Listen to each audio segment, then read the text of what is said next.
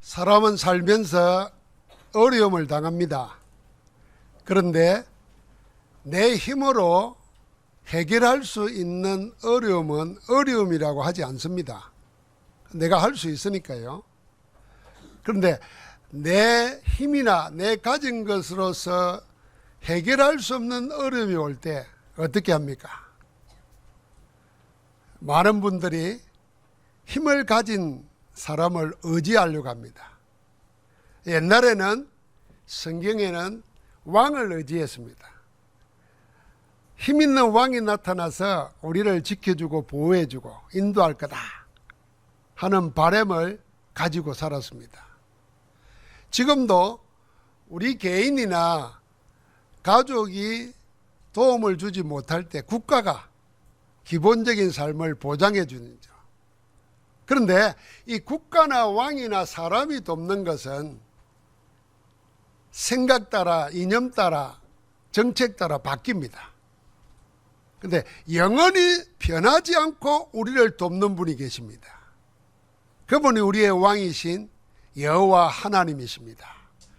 그 하나님께서 왕을 세우셨습니다. 그분이 예수 그리스도십니다.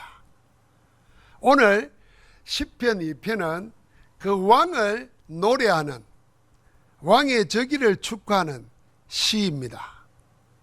다윗 왕의 저기시에 사용된 이후에 모든 왕들이 저기할 때마다 노래했던 시라고 합니다.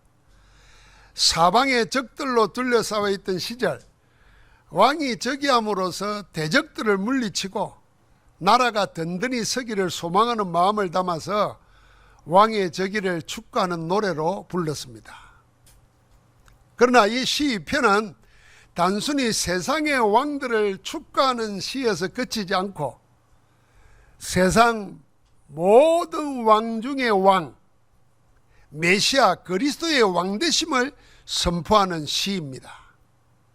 그래서 이 시는 예수 그리스도에 대한 예언과 그 예언의 성취를 찬양하는 노래가 되었습니다. 시편 2편 6절부터 9절의 말씀은 예수 그리스도에게 그대로 실현되었습니다. 예수님이 세례를 받고 물 위로 올라올 때 하늘이 열리고 하나님의 성령이 비둘기같이 임하였습니다. 동시에 하늘에서 소리가 났습니다. 이는 내 사랑하는 아들이요 내가 기뻐하는 자라 하시니라. 마태복음 3장 17절 말씀입니다. 이게 시편 2편의 말씀을 인용해서 하나님이 아들 예수 그리스도를 인정하시는 겁니다. 나중에 변화산상에서 예수님의 모습이 빛과 같이 변화되었습니다. 그때도 이 음성이 그대로 들렸습니다. 마태복음 17장이에요. 이를 지켜본 베드로 사도가 증언했습니다. 베드로서 1장 17절에 지극히 큰 영광 중에서 이러한 소리가 나기를 이는 내 사랑하는 아들이요 내 기뻐하는 자라 하실 때에 그가 하나님 아버지께 존귀와 영광을 받으셨느니라. 그 소리를 듣고 하나님의 영광을 받으시는 예수 그리스도를 베드로는 목격하고 후에 증거한 겁니다. 나중에 사도 바울은 첫 선교 현장에서 복음을 증거할 때 제일 먼저 이 사실부터 말했습니다. 사도행전 13장 33절에 보니까 곧 하나님이 예수를 일으키사 우리 자녀들에게 이 약속을 이루게 하셨다 함이라. 그러면서 이렇게 증거했습니다. 시편 둘째 편에 이 시편 2편을 기록한 그대로 인용했습니다. 너는 내 아들이라 오늘 너를 낳았다 하셨고, 이거 복음 증거하는 데 썼습니다. 이처럼 시 2편은 예수 그리스도께서 만왕의 왕되심을 증거하는 노래입니다. 여기에는 그리스도를 대적하는 세상과 그리스도를 왕으로 세워 세상을 통치하는 여호와 하나님의 절대 계획이 나옵니다. 하나님은 그 아들인 만왕의 왕에게 입맞추라고 하십니다. 그 입맞춤으로 그 안에서 피하고 그 안에서 구원을 얻으라고 교훈하십니다. 오늘 시편 2편 1절부터 3절까지는 반역하는 세상이 나옵니다. 여호와 하나님과 그리스도를 대적하는 세상입니다. 그때나 지금이나 세상은 여전히 하나님과 하나님의 기름 부음 받은 그리스도를 대적합니다. 여기에 세상 나라들과 민족들, 특히 세상의 권력자들, 왕과 관원들이 서로 힘을 합쳐서 앞장을 씁니다. 그러나 하나님은 이를 헛된 일이라 했습니다. 헛된 일이라는 말이 무슨 말입니까? 아무리 해봐도 되지 않고 소용없는 일이다, 그 말입니다. 세상은 무슨 일에 매달리고 뭐라고 했습니까? 3절에 이랬습니다. 세상의 군왕들이 나서며 관원들이 서로 꾀하여 여호와와 그의 기름 부음 받은 자를 대적하며 우리가 그의 맹것을 끊고 그의 결박을 벗어버리자 그랬습니다. 세상이 매달리는 일은 하나님과 하나님의 기름 부음 받은 그리스도를 대적하는 일입니다. 신기하죠? 하나님도 안 믿으면서, 그리스도도 안 믿으면서 세상은 뭐합니까? 하나님을 대적하고 그리스도를 대적합니다. 존재도 인정하지 않는다니까요. 하나님이 어딨냐 그러고 예수 그리스도가 어딨냐 그러고 그게 무슨 소용이 있나 하는데도 대적한다 그랬어요. 그러면서 그들의 맹것과 그 결박을 끊고 벗어버리자 그랬습니다. 그들의 맹것 결박이 뭡니까? 예레미야 선지자는 예레미야 5장 5절에 보니까 이 맹것과 결박을 뭐라 그러냐면 하나님의 길과 하나님의 법이라고 했습니다. 그렇습니다. 세상은 하나님이 정하고 하나님이 인도하는 길을 반역하고 대적합니다. 하나님의 법, 말씀을 자유를 억압하는 강제와 폭정으로 생각합니다. 그래서 거기서 해방받아서 내 마음대로 살고자 합니다.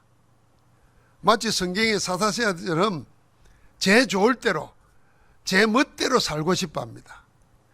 사람은 늘 이런 세상을 꿈꿉니다. 세상은 이처럼 하나님과 그리스도를 대적하고 하나님을 다스리는 통치를 무력하려고 온갖 깨를 씁니다. 그러나 그게 전부 헛된 일이라는 겁니다. 해도 소용없는 일이기도 하지만은 하면 오히려 할수록 생각과는 반대로 더 끔찍한 결과가 오는 일이라는 겁니다. 그게 헛된 일입니다. 해서 수고해서 아무 열매가 없는 것, 그게 우리 헛된 일을 생각하잖아요. 여기 헛된 일은 뭐냐 하면 하면 할수록 정반대로 일이 일어나서 더 어렵게 된다, 그 말입니다. 인간의 역사가 그걸 증명합니다. 인간 역사는 한마디로 말하면요, 인간이 주인 되고 왕이 되는 세상을 위해서 하나님을 대항한 인간 반역의 역사가 인간 역사입니다. 그러나 하나님의 길과 말씀을 끊고 벗어나자는 발상은 우리 인간이 하는 착각 중에서 가장 위험한 착각입니다. 인간이 하나님을 벗어나면 진짜로 자유하고 행복합니까? 하나님 없는 인간이 왕이 되는 세상이 우리를 행복하게 해줄까요? 천만의 말입니다. 하나님이 왕이 아니라 인간이 왕이 된 세상은 더 비참하고 불행했다는 것이 역사의 증거입니다. 절대 권력을 손아귀에 쥔 독재자들이 저지른 만행을 한번 생각해 보십시오. 네로, 히틀러, 스탈린, 모태똥, 김일성, 캄보디아의 khmer rouge, 떠올리기만 해도 끔찍합니다. 600만 명을 죽이고 100만 명을 죽이고 교회 다닌다고 죽이고 내 뜻하고 말 안 듣는다고 죽이고, 이게 인간이 왕이 된 세상의 역사입니다. 하나님의 길과 말씀을 버린 인간은 스스로 멸망의 길을 자초합니다. 마치 뭐와 같으냐면요, 바다나 수족관이 답답하다고 해서 자유로운 세상에 나가서 살겠다고 튀쳐놓은 물고기와 똑같습니다. 물 떠난 물고기가 자유고 행복합니까? 고통과 죽음입니다. 죽지 않으려고 발부둥 치는 물고기를 보고 자유의 몸짓으로 착각하거나 열심히 산다고 하면 그거 어찌 되겠습니까? 세상은 지금 이처럼 바둥바둥대며 사는 겁니다. 하나님과 하나님의 열어놓으신 산길 복음을 버리고 사단이 파놓은 12가지 함정 덧 올무를 찾아서 제발로 걸러가고 있는 겁니다. 인간이 만들어 놓은 온갖 사상과 이념, 생명 없는 종교, 이른바 성공과 행복의 길이라고 만들어 놓은 모든 법칙들이 도리어 인생을 더 억압하고 괴로움으로 끌고 들어갑니다. 저주와 재앙의 세상을 재촉해서 스스로 멸망의 길로 달려가고 있는 겁니다. 그래서 1절과 3절에 세상의 군원들이 힘을 합쳐서 하는 것이 다 헛된 일이라고 한 것입니다. 하나님은 반역하는 세상과 인생을 보시고 4절에 보니까 하나님이 웃으시고 주께서는 그 어리석은 짓을 보고 비웃으셨다 그랬습니다. 제가 제목을 하나님의 비웃음 이렇게 잡으려다가 오해할까 봐서 하나님의 해결책을 제목으로 세웠습니다. 내가 나의 왕을 나의 산 시온에 세웠다. 그 왕이 그리스도입니다. 그리스도를 통해서 하나님이 모든 인생의 답을 주셨다는 것을 제목으로 잡았습니다. 근데 더 잡고 싶은 제목은 하나님의 비웃음이에요. 하나님이 세상을 비웃습니다. 하나님을 벗어나면 자유하고 하나님을 벗어나면 행복한 것 같아서 하나님의 말씀도 버리고 교회도 떠나고 내 맘대로 살아보는데 행복하다면 하나님이 비웃고 웃으시겠습니까? 그렇지 않을 겁니다. 하나님은 이런 세상을 그대로 멸망하도록 버려두지 않으셨습니다. 이런 세상인데도, 반역하는 세상인데도 사랑하시어 살 길을 열어주셨습니다. 하나님의 사랑이 나타나 입증되었습니다. 그분이 예수 그리스도십니다. 하나님의 세상을 이처럼 사랑하사 독생자를 주셨으니 이는 저를 믿는 자마다 멸망치 않고 영생을 얻게 하려 하심이라. 우리가 하나님과 원수되었을 때에 그리스도께서 우리를 대신하여 죽으심으로 우리에게 대한 하나님의 사랑을 확정하셨느니라. 우리가 죄인 됐을 때 확정해 주신 분이 그리스도십니다.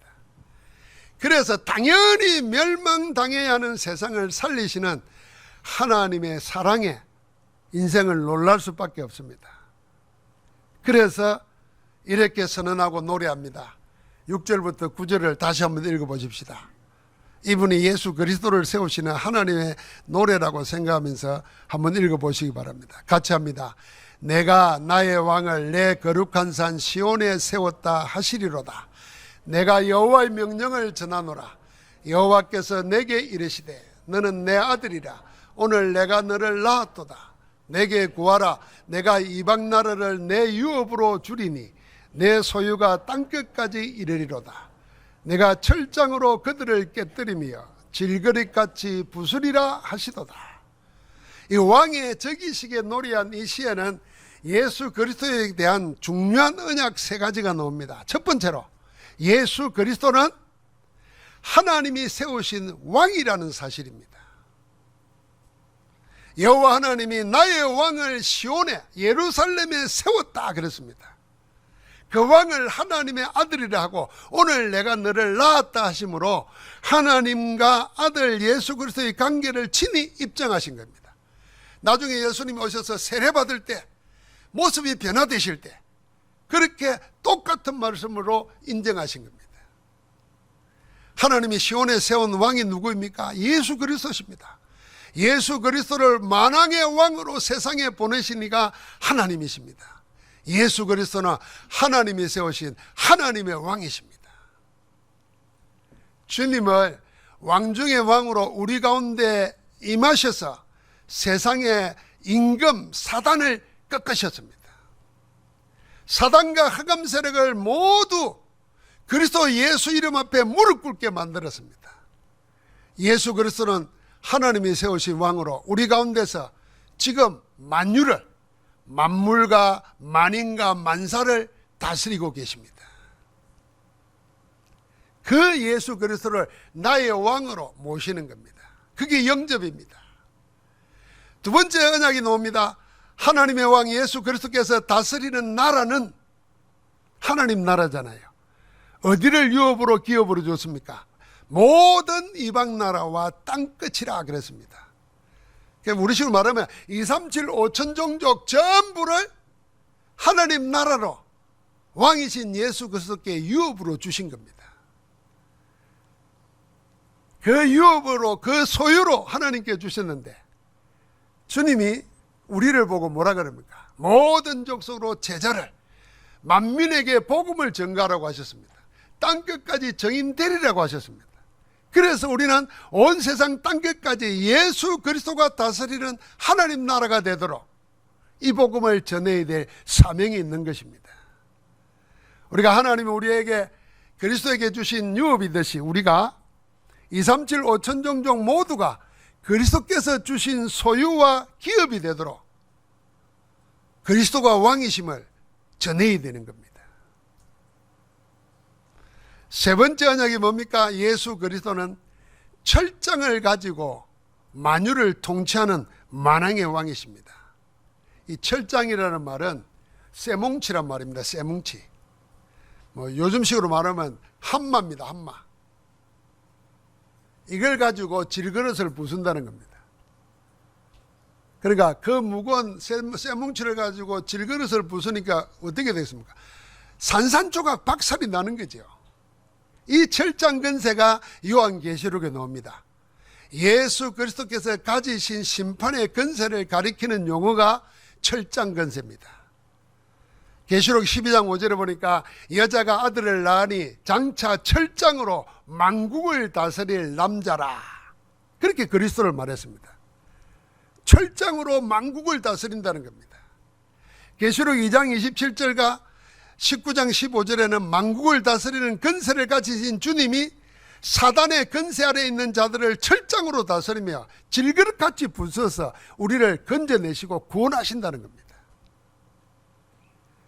사랑하는 성도 여러분, 예수 그리스도께서 사단과 흑암의 근세 아래에 있는 세상을 철장으로 부쉈습니다. 그래서 그리스도 이름 앞에 죽음의 세력을 잡고 죽기를 무서워하는 사람들을 일평생 종노릇하게 만드는 마귀를 주님은 부숴버렸습니다. 그리스도께서 마귀를 멸하신 그 철장 근세를, 그게 뭐겠습니까? 그게 십자가와 부활의 복음입니다. 초대교회 전도자들은 이 부활과 십자가의 복음을 가지고 반역하는 세상과 공중근세 잡은 자를 이기고 이 땅에 하나님 나라를 확장해 간 겁니다. 그래서 여러분 요한복음 강의할 때 늘 기억하시죠? 14장부터 16장까지 계속 약속하시고 우리에게 언약으로 주신 게 뭡니까? 내 이름으로 기도하라는 겁니다. 그리스도 이름이 뭡니까? 철장의 근세를 가지고 사단을 꺾어버리고 저주와 재앙을 부숴버리고 마귀에게 종노릇하는 자들을 살려서 해방시켜서 자유를 주신 분입니다. 이 근세를 가지신 이름으로 기도하라는 것입니다. 그래서 그 이름을 부르며 그 이름 전가하는 곳곳마다 흑암 세력이 질그릇 부서지듯이 산산조각으로 날 줄 믿습니다. 우리가 하나님이 세우신 만왕의 왕 예수 그리스도 이름으로 기도할 때마다 우리를 둘러싸고 있는 흑암 세력이 물러갑니다. 저주와 재앙이 무릎 꿇습니다. 그리스도 이름으로 기도하는 겁니다. 우리가 혹시 어려움이 온다, 우리가 중요한 병이 왔다, 아무것도 할 수 없습니다. 어려움이 오면 어려움에 묶이게 되고 중병에 걸리면 그 병 때문에는 고통에 묶이게 됩니다. 그럴 때에 내 어려움과 내 아픔과 내 모든 문제를 잊어버릴 만큼 그리스도 이름으로 집중하는 겁니다. 그게 묵상입니다. 여러분, 그리스도 이름으로 모든 마귀의 세력과 저주와 재앙과 하나님이 역사하는 길을 열어놓으신 그리스도 이름으로 명령하고 기도하는 것입니다. 이 그리스도 이름이 나를 집어삼키도록, 그리스도 이름이 나를 주장하도록, 이건 그러라고 하나님이 기회를 주시는 겁니다. 그래서 병이 걸렸거나 어려움이 왔거나 문제가 왔을 때는요, 하나님께 집중하라고 주는 축복의 기회다, 하나님의 시간표다, 이렇게 생각하면 됩니다. 그게 언약 가진 자들의 응답받는 길입니다. 그런데 복음이 없고 생명이 없고 언약이 없는 자들은 문제 보면 문제에 묶이고 어려움 오면 어려움 해결하려고 돌아다니다가 하나님께 집중할 시간을 다 빼앗겨 버립니다. 그래서 어려움 때문에 문제 때문에 병 때문에 망하는 게 아니고 집중해야 될 때 집중 못하고 자꾸만 다른 것에 집착하다가 내 영이 분열되고 그래서 무너지는 겁니다. 하나님이 하나님께만 집중하라는 거구나. 여러분, 우리가 천국 들어가기 전에 천국에서 살 준비를 해야 되잖아요. 여러분, 아파트 새 집에 들어가기 전에 모델하우스 가가지고 아파트가 어떻게 생기는가 보잖아요. 어떤 사람은 그 아파트에 사는 집에도 가보잖아요. 아는 사람이 있으면. 그래서 살 생각을 하잖아요. 준비를 하고. 마찬가지입니다. 우리가 천국 가서 하나님과 함께 영원히 살아야 되는데 하나님께 집중하고 하나님과 은혜를 누리는 시간이 내가 살아있을 때 있어야 된다고요. 근데 우리가 살아있을 때 있어야 되는데 너무 바빠. 너무 하는 일이 없어. 너무 많아. 시간이 없어. 그런데 병이 왔다. 어려움이 왔다. 그거 찾으라는 겁니다. 그거. 그래서 믿음의 사람들이 어려움이 왔을 때 그걸 축복의 기회로 삼은 겁니다. 축복의 기회로. 놓치지 말아야 됩니다. 우리가 예수 그리스도 이름을 전가할 때마다 어떻게 됩니까? 사단에게 잡혀 종노릇하는 죽은 영들이 살아납니다. 그리스도 이름을 부르는 모든 자에게 하나님의 구원의 역사가 일어나는 것입니다. 그래서 철장 근세를 가지고 흑암색을 꺾으시 나의 왕 그리스도를 내가 세웠다 하나님이 선언하는 겁니다. 이제 그 왕을 나의 왕으로 모시는 겁니다. 그게 영접이에요. 그 왕의 그늘 안에서 사는 겁니다. 그게 예배하고 기도하는 것입니다. 반역하는 세상을 살리기 원하는 하나님께서 세상의 군왕들, 자기가 하나님 되어 있는 자들을 향해서 구원의 메시지를 주셨습니다. 그게 10절과 12절입니다. 그런즉 군왕들아 너희는 지혜를 얻으며 세상의 재판관들아 너희는 교훈을 받을지어다. 여호와를 경외함으로 섬기며 떨며 즐거워할지어다. 그의 아들에게 입맞추라. 그리고 마지막에 여호와께 피하는 모든 사람은 복이 있다 그랬습니다. 살 길이 열렸습니다. 지혜를 얻으면 되고 교훈을 받아들이면 됩니다. 하나님의 지혜와 교훈은 뭡니까? 한 가지 안에 다 들어있습니다. 바로 예수 그리스도십니다. 예수 그리스도 안에 모든 지혜와 교훈이 다 담겨 있습니다. 그래서 복음이 모든 것이라는 겁니다. 우리가 잘 알잖아요. 고린도전서 1장 30절에 보면은 우리는 하나님께로부터 나와서 예수 그리스도 안에 있고 예수 그리스도는 하나님께로부터 나와서 우리의 지혜와 의로움과 거룩함과 구원함이 되셨으니 그렇습니다. 여러분과 내가 구원 얻으려고 발부둥 칠 필요가 없습니다. 예수 그리스도가 우리의 구원입니다. 깨끗하게 살아보려고 발부둥 칠 필요가 없습니다. 예수 그리스도가 우리의 거룩함입니다. 지혜로 얻으려고 세상 지혜를 쫓을 필요가 없습니다. 예수 그리스도가 하나님께로부터 나서 우리의 지혜가 되고 의가 되었습니다. 그래서 그리스도를 자랑하는 겁니다. 지혜를 얻고 구원을 얻으라 그 말은 다른 말로 말하면 하나님을 믿지 않고 기름 부은 자를 믿지 않고 대적하는 그들을 보고 그리스도 영접하라 그 말입니다. 그리스도 인정하라 그 말입니다. 그게 왕과 간원들이 얻을 지혜입니다. 여러분 세상의 왕들은 역사 이래로 지금까지 왕이 되면 더 높은 자리가 없잖아요. 그리고 옛날의 왕들은 신이 세웠다 생각합니다. 신의 아들이라고 합니다. 자기가 신이 됩니다. 성경시대 이전부터 그랬습니다. 그런데 그 사상이 그 정신이 지금도 그대로 권력자들이나 돈 좀 가진 자들이나 지혜 좀 있는 자고 생각하는 지식인들이나 전부 다 그 생각이 딱 들어와 있습니다. 자기 지식이 자기의 신이에요. 자기 돈이 자기의 신이에요. 자기가 얻은 5년짜리 대통령 권한이 신이에요. 다 없어지고 말 건데, 영원한 게 아닌데도. 그래서 하나님 인정 안 합니다. 하나님 인정 안 하고 어떻게 합니까? 하나님을 이용하려고 그럽니다. 그래서 종교도 이용하고 교회도 이용하려고 그러지, 교회가 전하는 복음을 받아들이려고 안 합니다. 그래서 오늘 살 길을 이렇게 말한 겁니다. 너희는 지혜를 얻어라. 너희는 교훈을 받아라. 사도 바울은 고린도 교회에 전교했습니다. 우리는 십자가에 못 박힌 그리스도를 전한다. 유대인에게는 미련한 것이고 헬라인에게는 어리석은 것이지만은 오직 부르심을 받아 구원을 받은 우리에게는 그리스도가 하나님의 능력이고 하나님의 지혜라 그랬습니다.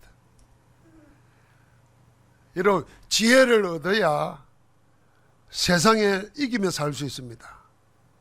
그런데 그리스도가 우리 안에 와 있는 것을 복 있는 사람이라 그랬어요. 우리는 그리스도께 옮겨진 자예요. 그래서 우리는 의인의 길을 따라 걷는 자입니다. 그러면은 지혜가 어디에서 오냐? 그리스도 안에서 다 있습니다. 능력이 어디 있냐? 그리스도 안에 있습니다. 그래서 그리스도 이름으로 기도하고 그리스도 이름을 부르라는 것입니다. 그리스도 이름을 전하라는 것입니다. 세상이 구원 얻을 수 있는 길은 오직 하나뿐입니다. 하나님인가 하나님이 세우신 만왕의 왕 예수 그리스도의 지혜를 교훈으로 받아 여호와 하나님을 경외함으로 섬기며 절구하는 것입니다. 그게 인생의 근본입니다. 하나님은 우리를 하나님의 형상으로 지으셨고 생기를 영을 불어이어서 하나님과 함께 할 수 있도록 만드신 성삼위 하나님 안에 우리의 모든 것이 다 들어있습니다. 그게 우리의 영적 주소가 되면 됩니다. 그래서 시편 2편 12절은 이렇게 마무리합니다. 그의 아들에게 입맞추라. 제가 두 번째 정하고 싶은 제목이 이거였어요.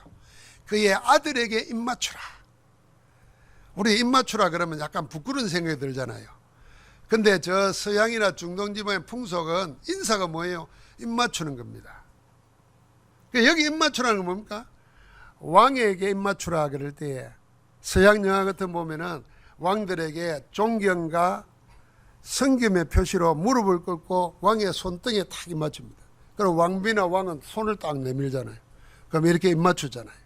그 입맞추라는 겁니다.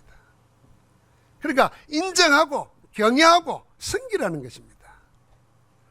만약에 그렇지 아니하면 진노하심으로 너희가 길에서 망하리니 그의 진노가 급하심이라. 여호와께 피하는 모든 사람은 다 복이 있도다 그랬습니다. 왕을 존경하고 경외하기에 그 손등에 입맞추는 것처럼 그리스도에게 입맞추는 것은 예수 그리스도를 만왕의 왕으로 나의 왕으로 인정하는 것입니다. 나의 왕으로 인정하고 그를 경외하면서 함께 절구하는 것입니다. 그리스도를 만왕의 왕으로 경외함으로 모든 만물을 통치하시는 그의 백성으로 사는 것입니다. 그게 우리의 신앙생활입니다. 그래서 우리가 예배자, 응답자, 전도자 그러는 겁니다. 만약에 그렇지 않으면은 만약에 이 말은 그렇지 아니하면 이 말은 무슨 말입니까? 하나님이 세우신 그리스도를 인정하지 않고 무시하거나 그리스도의 다스림을 거역하고 반역하거나 그러면 어떻게 된다고요? 어디서 망해요? 길에서 망한다 그랬습니다. 이거 우리나라 옛말도 있잖아요. 집이 아니고 객사했다 그러면은 그 불행한 삶을 살았다는 상징으로 말합니다. 그래서 객사 그러면은 평생 불행하게 살다가 불행하게 죽었다 그 말이거든요. 그러니까 여기 길에서 망한다는 말은 그런 말입니다. 아주 불행하게 된다는 것입니다. 그렇습니다. 하나님과 그리스도 복음을 인정하지 않고 그 하나님의 다스림 속에 없는 백성은 사단의 백성 속에 있어요. 운명과 저주 가운데 묶여 있어요. 변화되고 일어나는 세상의 모든 저주 재앙 이길 길이 없습니다. 이겨보려고 발부둥 치는데 더 망하는 쪽으로 달려갑니다. 그게 우상숭배고 생명 없는 종교에 매달리는 거고, 그리고 요행수에 흔들리는 거고, 사람만 의지하고 살다가 늘 당하는 것입니다. 그러나 여호와께 피하는 자는 복이 있도다 그랬습니다. 악인의 길은 망하지만 의인의 길은 여호와께서 인정하고 망하지 않는다고 그랬습니다. 그 축복을 주신 겁니다. 사랑하는 성도 여러분, 만군의 여호와 하나님이 세우신 왕 예수 그리스도에게 입맞추시기 바랍니다. 그게 영접하는 거예요. 영접하는 자 곧 그 이름을 믿는 자들에게는 하나님의 자녀가 되는 권세를 주셨느니라. 그리스도를 인정하고 입맞춤으로 하나님을 높이고 경외하고 즐거워하고 그에게로 피하는 겁니다. 이게 뭐겠습니까? 빌립보서 2장 9절부터 11절에 그리스도 송가의 시련입니다. 이렇게 말했습니다. 이러므로 하나님이 그를 지극히 높여 모든 이름 위에 뛰어난 이름을 주사, 죽기까지 복종하신 그리스도에게 하나님 아버지가 어떤 이름을 줬냐? 지극히 높여서 모든 이름 위에 뛰어난 이름을 주었습니다. 최고의 이름이 그리스도입니다. 그 이름 앞에 하늘에 있는 자들과 땅에 있는 자들과 땅 아래에 있는 모든 자들로 예수의 이름에 무릎 꿇게 하시고 그랬습니다. 그 입맞추는 거예요. 그래서 모든 입으로 예수 그리스도를 주라 시인하여 하나님 아버지께 영광을 돌리게 하셨느니라. 우리가 그리스도께 입맞추고 그리스도를 인정할 때마다 하나님이 영광을 받으시는 겁니다. 그 하나님의 영광의 빛이 흑암에 비치면 흑암이 물러갑니다. 그 영광의 빛이 내 안에 비치면 하나님 나라가 내게 임합니다. 그 영광의 빛이 내 영혼 속에, 내 문제 속에 임할 때 어둠과 저주와 재앙이 떠나가는 것입니다. 하나님이 시온에 세우신 만왕의 왕이신 예수 그리스도를 나의 왕으로 모시고 그 왕의 다스림을 받고 그 왕의 다스림을 기쁨으로 받고 즐거워하는 것, 그게 우리 신앙생활이에요. 왕과 함께 즐거워하는 겁니다. 여러분, 우리가 오늘 예배할 때 찬송가 38장 1장을 불렀죠. 그 1장의 내용이 뭡니까? 예수 우리 왕이여 이곳에 오셔서. 이곳이 교회가 아니고 여러분과 내 심령, 내 영혼, 여러분과 내가 있는 곳, 이곳에 왕으로 오셔서 우리가 왕께 드리는 영광을 받아 주소서. 우리는 주님의 백성, 주님은 우리의 왕이라. 왕이신 예수님 오셔서 자정하사, 예수님이 오셔서 자정하는 자리가, 앉으시는 자리가 보좌입니다. 우리를 다스려 주옵소서. 오늘 만왕의 왕 되는 그리스도께서 여러분의 심령 속에 오시고 영혼 속에 오시고 가정 속에 오시고 기업 속에 오시고 237 5천 종족의 왕으로 오셔서 우리 모두를 다스리는 하나님 나라 그 백성으로 축복 누리고 살기를 주의 이름으로 축원합니다. 하나님 감사합니다. 우리 가운데 왕으로 임재하시고 자정하사 우리를 다스려 주옵소서. 만왕의 왕의 철장 근세로 우리를 둘러싸고 있는 흑암과 운명과 질병과 가난과 저주와 재앙을 멸하여 주옵소서.